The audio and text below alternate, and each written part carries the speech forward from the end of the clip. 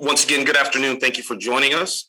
Today's press conference will be about the appearance of Xylazine in the illicit fentanyl supply here in Michigan, Ohio, and Northern Kentucky.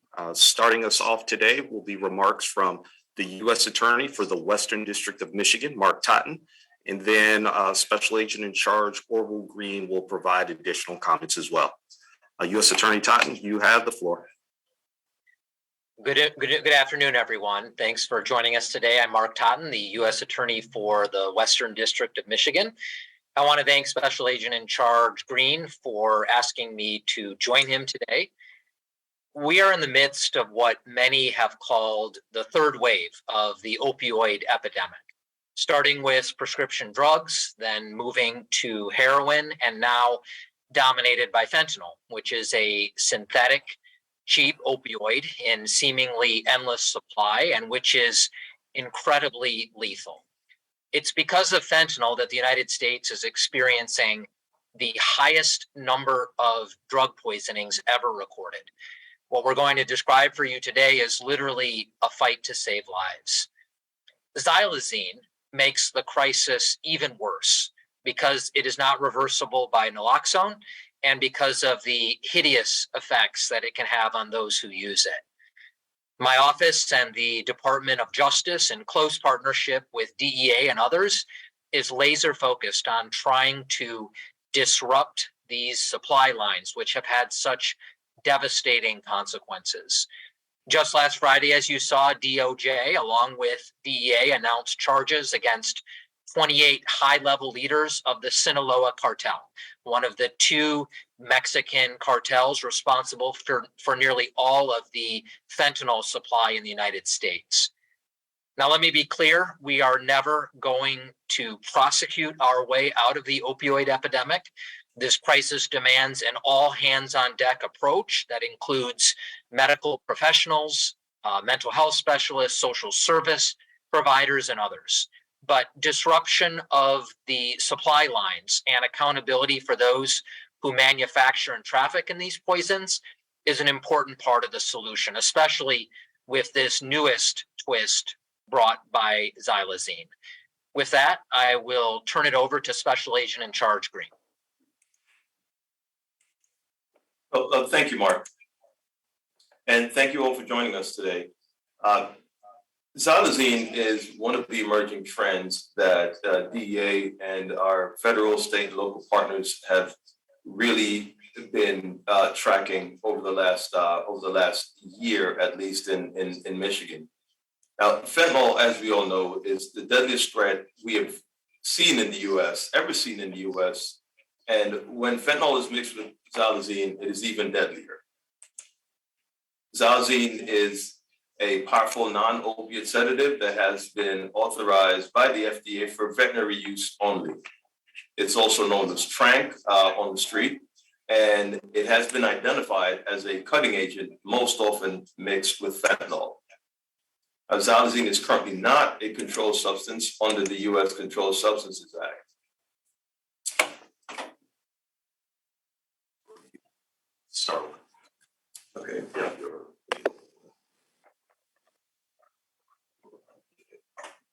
Okay, thank you. Thank you for joining us today. Fentanyl is the deadliest drug threat we have ever seen in the U.S. And when fentanyl is mixed with Xylazine, it is even deadlier. Xylazine is a powerful non-opiate sedative that has only been authorized by the FDA for veterinary use. It's also known as Tranq and has been identified as a cutting agent most often mixed with Xylazine. Xylazine is also currently not a controlled substance under the U.S. Controlled Substances Act. However, the state of Ohio classified Xylazine as a Schedule III controlled substance in March of this year. And Schedule III substances are categorized as substances that have a low to moderate potential for physical and psychological dependence. DEA has seized Xylazine nationwide in 48 of the 50 states, obviously including Michigan and Ohio. And in 2022, approximately 23% of the fentanyl powder and 7% of the fentanyl-laced pills seized by DEA contain xylazine. Xylazine and fentanyl drug mixtures present a higher risk of suffering a fatal drug poison, as both drugs depress the respiratory function.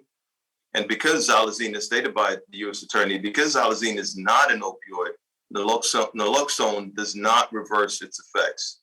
However, experts still recommend administering naloxone if someone might be suffering from a drug poisoning.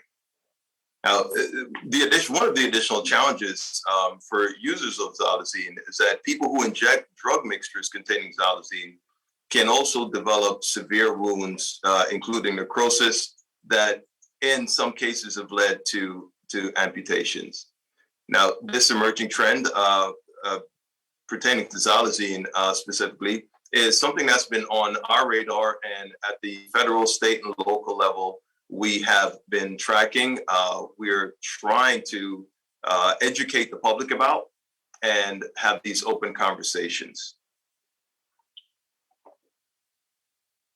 Right. With that being said, we will open up for questions. Please submit your questions in the chat, and I will give them to Special Agent in Charge Green or to U.S. Attorney Totten as appropriate.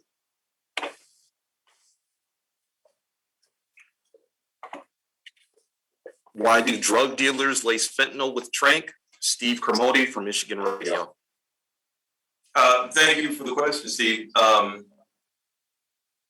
xylazine is cheap, and because it has the psychoactive effects, it allows the traffickers to reduce the amount of fentanyl or heroin, for example, in the mixture, and ultimately just increases the profits.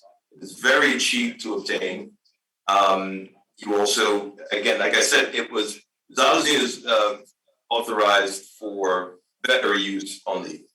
However, one does not have to produce credentials to purchase xylazine, or to even purchase xylazine on the internet or from a site that caters to veterinarians. Question from Robert DeFrank. Has it reached the Ohio Valley area? And if not, do you expect it soon? Getting an echo.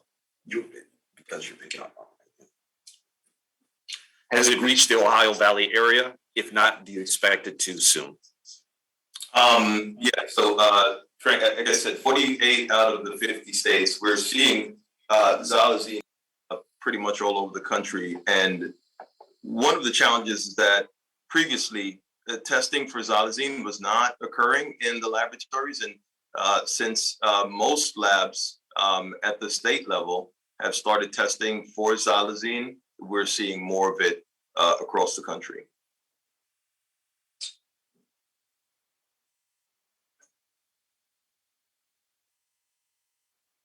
The incident last week in Kalamazoo, was it this combo of fentanyl and Tranq? Courtney Bennett, WEYI. Well, we have not, the investigation in Kalamazoo is being led by the Kalamazoo Department of Public Safety. While it is believed these were fentanyl poisonings, we do not have definitive lab results to indicate that xylazine was a mixture. How prevalent is it in Michigan? How much xylazine has the DEA seized here in Michigan? Well, we have seized fentanyl laced with xylazine. We have seized xylazine separately, but I do not have a specific number as to how much xylazine we have seized. We obviously know we've found it in mixtures, and we've also found xylazine, packages of xylazine during search warrants, et cetera.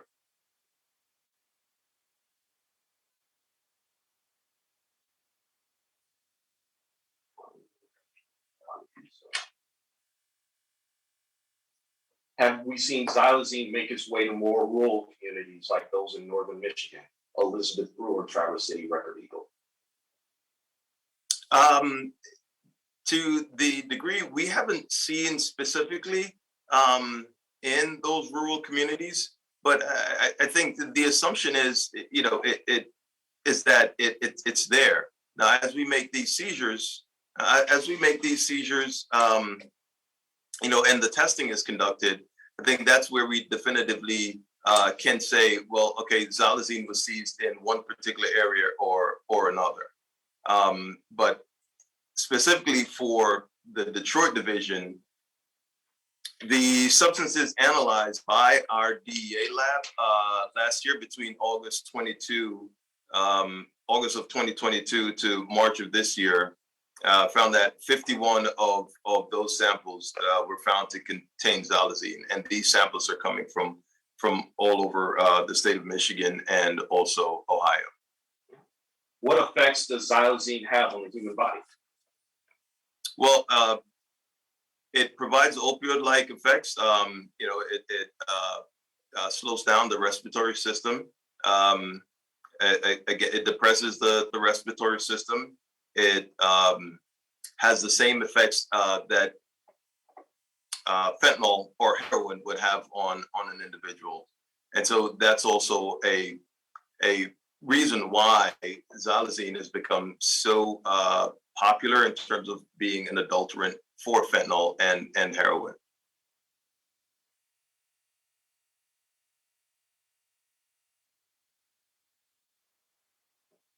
There is a request to clarify the number of Xylazine seizures in the division. The 51 seizures between the months. Oh, the 50. What is the clarification in terms of number of kilos? The number of Xylazine mixtures between Xylazine seizures between August and March. Did you repeat that? Oh, okay. So what I stated previously was that the samples that were analyzed from the Detroit division that were analyzed between August of last year and March of this year, 51 of those samples were found to contain Xylazine. Now, in terms of what that overall number is in terms of kilograms, we could get that information to you later. Question regarding Drug Take-Back Day. With Drug Take-Back Day being this week, what is your message to people now that they know that this information about Xylazine? Well, I think for Drug Take-Back, our Drug Take-Back Day is an opportunity for folks just to be able to get rid of unwanted or unused, unneeded prescription drugs, especially opioids that are just sitting around in medicine cabinets. Because we know that a large number of people who abuse prescription drugs, literally get it from medicine cabinets in their homes or the homes of friends or family members. So I think being aware of Xylazine, again, Xylazine is not federally scheduled. It's not federally regulated, other than in the state of Ohio that I'm aware of presently. Xylazine having recently been scheduled. It's, I think the awareness is important, and relative to drug take back, that's an opportunity to reduce the instances or the chances of someone actually developing a habit as a result of getting a prescription that was not meant for them from someone's medicine cabinet.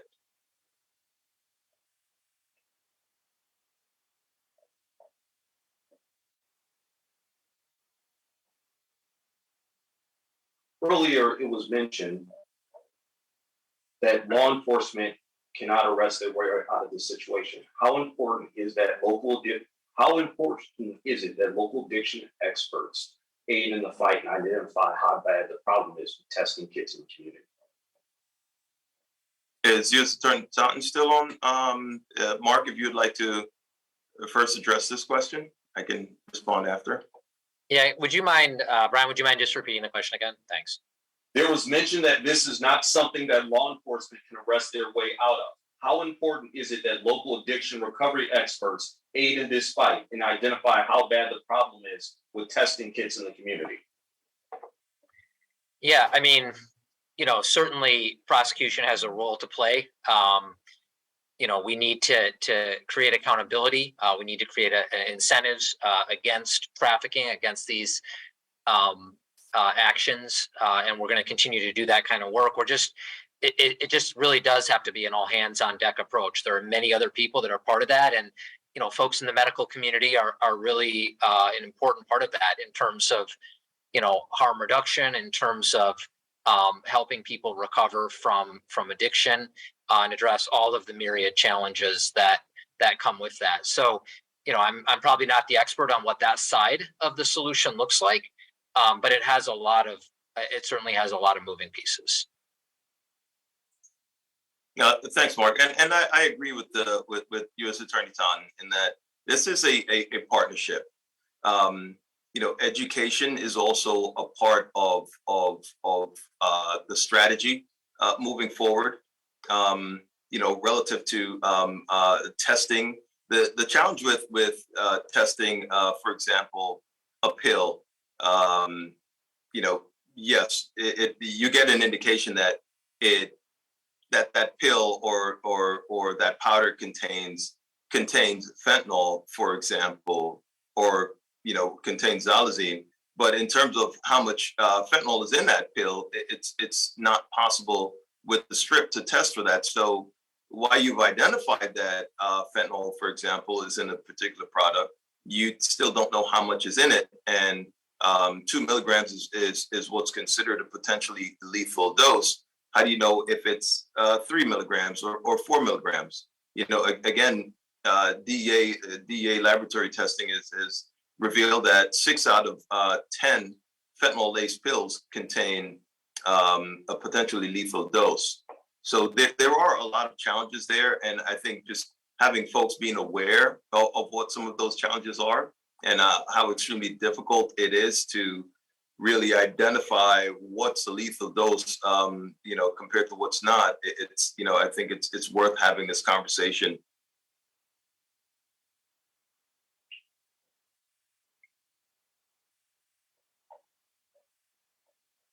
Checking for more questions that we can answer today.